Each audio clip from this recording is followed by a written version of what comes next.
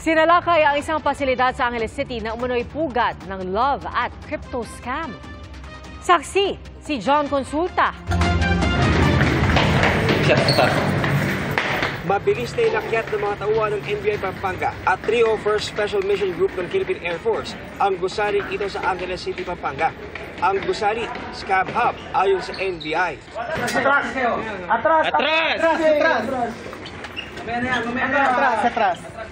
Atras dyan. Huli sa akto habang abala sa kanilang mga computer ang nasa 85 individual.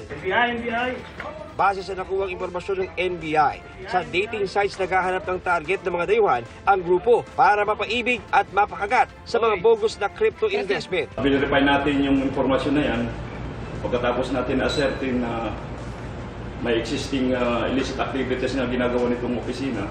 Nag-apply tayo ng warrant to search, seize, and examine computer data. Ang ginagawa ng mga empleyado nila ay pupunta sa social media.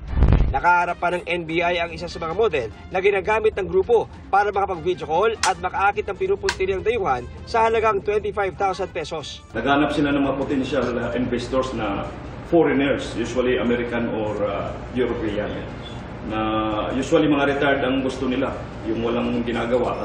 Pinasusuri ang mga nakumpiskang cellphone at computers sa bisa ng digital warrant para matukoy ang mga dayuhang na biktima.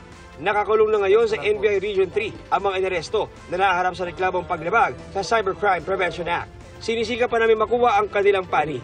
Para sa GMA Integrated News, John Consulta ang inyong saksi.